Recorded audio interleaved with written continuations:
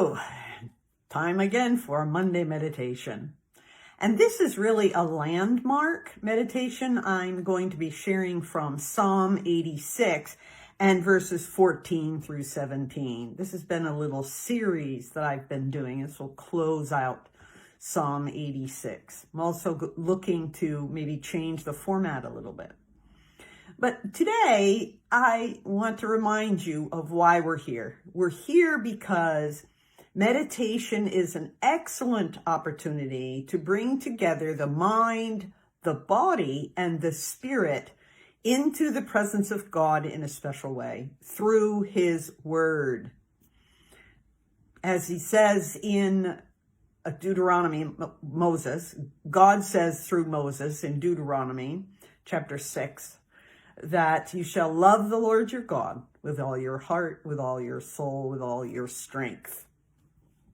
And then Jesus repeats that in Matthew 22, 28 and 29, 30, 37 and 38. Yes, that this is the greatest commandment. Jesus confirms what Moses said, that you shall love the Lord your God with all your heart, with all your soul, with all your mind, with all your strength. Jesus is really clear that it is the first commandment and the greatest. So now, since the body seems to be the part that we most often ignore, let's bring our body into this connection right now. Remember what we've been talking about these last, weeks and months, about grounding, paying attention to our body to make sure that we know what's going on there on the inside and we're bringing it into peace. Be still and know that I am God. And we'll do that by grounding. Start with the bottom, go from our feet up. Again, you might have tennis balls, a couple of tennis balls and a knee sock, or that little apparatus I shared with you, I think last time, to make sure that you're feeling your feet on the floor, that your feet are settled. Oh, your seat was a little bit too high. That's all right. You can put a pillow under there, a soft one maybe, or a rough one, or a box or a little stool. But start from the bottom and come up. Next, settle the legs, and I need to do it myself. Your buns in the chair. You might wiggle your toes, check the balls of your feet, press them into the floor, the heels, and then your buns.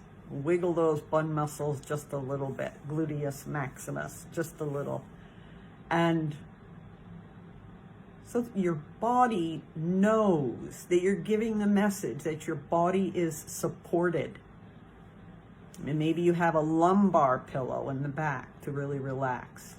And if you've been coming to some of these meditations along the way and you're an old pro, you've already got yourself set up where you are actually reclining a little bit and rested and support for your head. And under your arms, I have a pillow. Why do I keep forgetting? I do have a pillow, and I'm going to put it on my lap so that I can rest my arms there. I'm putting it up a little higher today so that my shoulders are not hanging.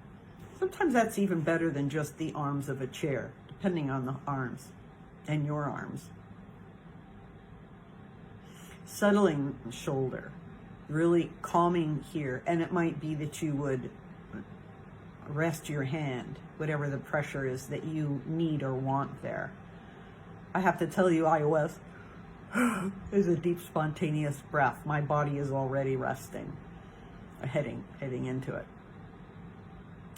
I was at a place where there was a glorious sunset, and it was overwhelming almost. It was so beautiful, and I thought, oh my, look. And my body did like having my hand right there.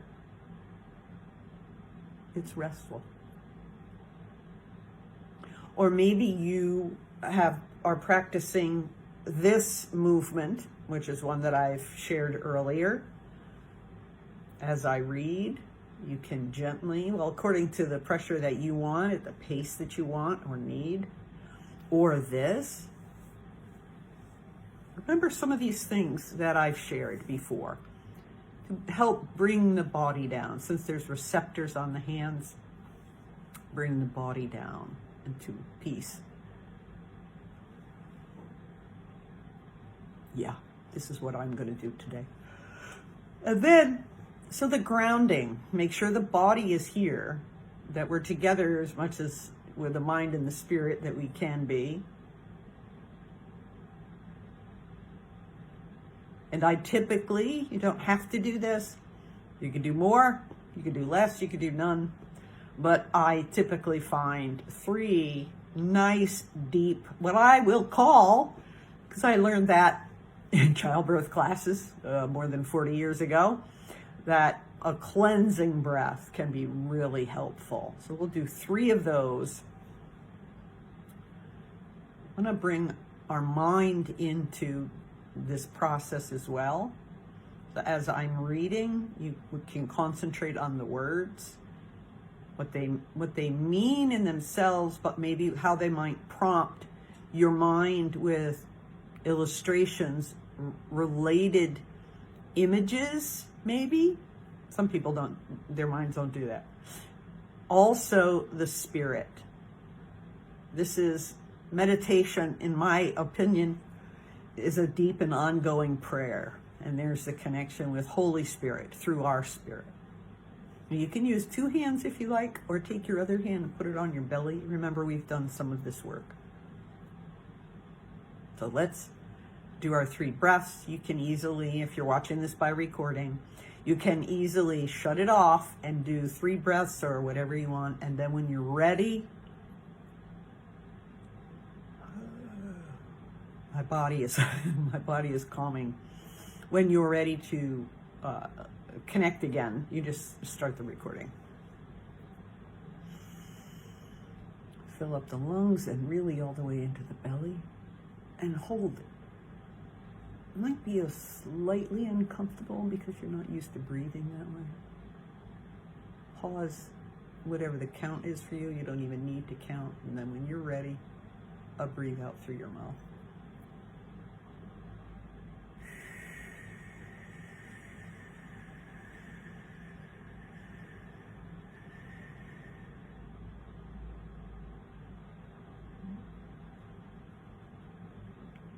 I don't want to interrupt, but I wish I had remembered this a week ago.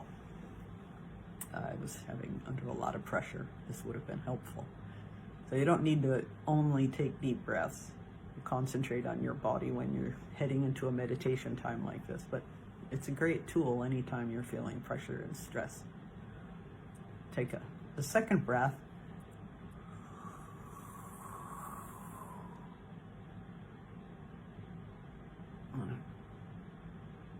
Hold it. And then I'm going to hum when I breathe out this time.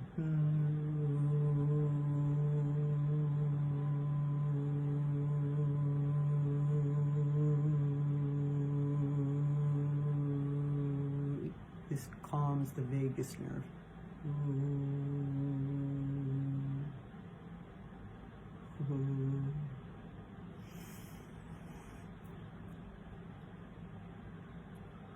I'm going to do a 3rd breath.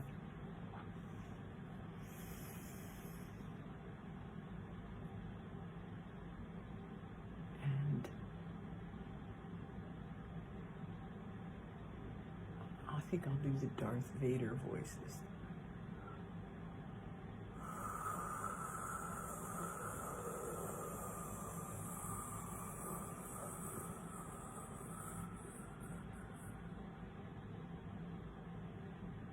Here are 3 cleansing breaths, and you can keep your hand here if you like, or some other combination that maybe is comfortable for you. I don't know.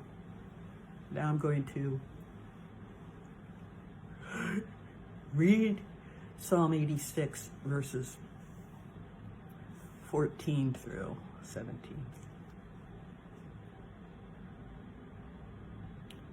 The arrogant are attacking me, O God. A band of ruthless men seeks my life. Men without regard for you.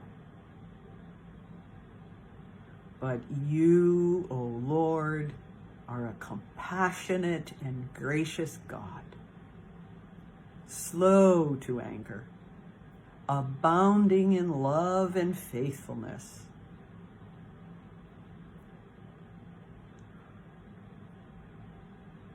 Turn to me and have mercy on me. Grant me your strength to your servant, and save the son of your maidservant. Give me a sign of your goodness, that my enemies may see it and be put to shame. For you, O Lord, have helped me and comforted me. I'm going to add my personal amen there. Notice, this is a Psalm of David. And notice, he doesn't hesitate to tell God the way things really are about being hunted down by ruthless men. And yet, David keeps his focus on God. I needed to be reminded of that today. Maybe it's a good reminder for you as well. But as I read the verses again, let's all notice about that focus of David's. Remember, his life was in danger. And in this instance, David was being hunted by other men, Saul's men. But today we might not be hunted by men or women physically chasing us down with weapons. But there are other things in our life that feel the same way and cause similar responses. Threats, such as wounds from the past that rise up, traumatic triggers that bring up all that old stuff, and we feel once again like we're in terrible danger. Self-doubts, confusion and fear. Also, some things that I know of are misperceptions that really feel like they chase me. And also coping skills that have been fed by those misconceptions. So behavioral patterns that are not helpful. These are, from my perspective, these are also enemies of our peace. But let's not focus only on human beings, but all kinds of things that come into our life that put us in that sort of a state, anxiety, stress, and survival. And as I read it again, learn from David's focus. Let's do that.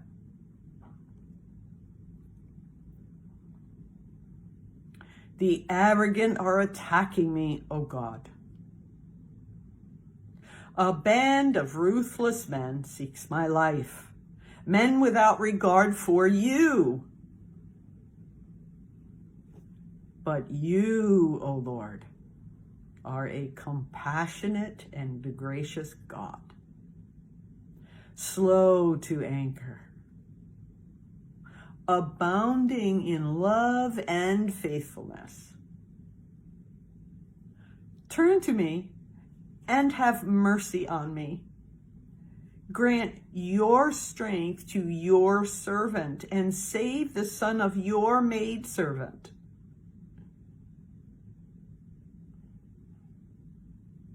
Give me a sign of your goodness, so that my enemies may see it and be put to shame. For you, O Lord, have helped me and comforted me.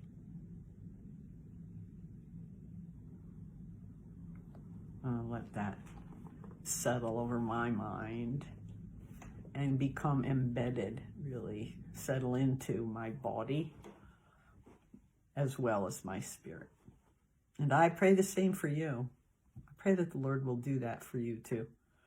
Because it's in this mind, body, spirit unity that we not only can enjoy God's love more consistently, but also that we can love him back more fully.